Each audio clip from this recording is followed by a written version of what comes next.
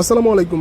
তৌসিফ আপনার pigeons YouTube চ্যানেলের পক্ষ থেকে সকলকে জানিয়ে স্বাগতম। আপনারা অনেকেই এখন ভাবতেছেন যে তৌসিফ ভাই তো কবুতর এবং কবুতরের খাবার রিলেটেড ভিডিও তৈরি করে, তো হুট করে এখন বিড়াল কোথা থেকে নিয়ে আসলো, উনি কি আবার বিড়াল পালা শুরু করলো কি না? না ভাই, এইটা এরকম কিছু না।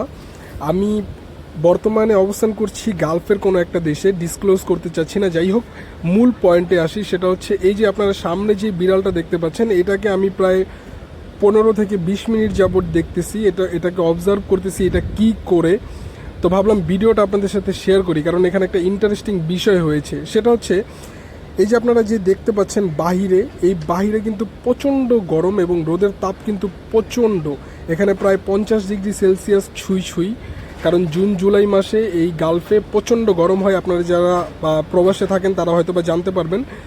কিন্তু এই বিড়ালটা এই গরমের মধ্যেও খুব শান্তিতে ঘুমাচ্ছে। কিভাবে ঘুমাচ্ছে?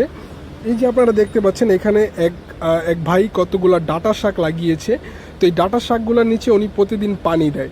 তো প্রতিদিন পানি দেওয়ার ফলে কি হয়, উপরের লেয়ারটা গরমে ড্রাই হয়ে যায়, বাট ভিতরের যে মাটির লেয়ারটা ওইটা পানিটাকে শোষণ করে ওইখানে একটা ঠান্ডা আবহাওয়া তৈরি করে এবং ঠান্ডা রাখে জিনিসটাকে। তো এই বিড়ালটা এই জিনিসটাই, ওর মাথায় কি পরিমাণ বুদ্ধি, এই জিনিসটাই ও কি করেছে অবজার্ভ করে এই জিনিসটাই ও কাজে লাগিয়েছে। সেটা হচ্ছে এই মাটিটাকে হালকা করে ও খনন করেছে, খুঁড়ে নিচের লেয়ারে যে ভিজা মাটিটা আছে ওই মাটিটা বের করে তারপরে ওইটার মধ্যে শুয়ে আছে খুব আরামে।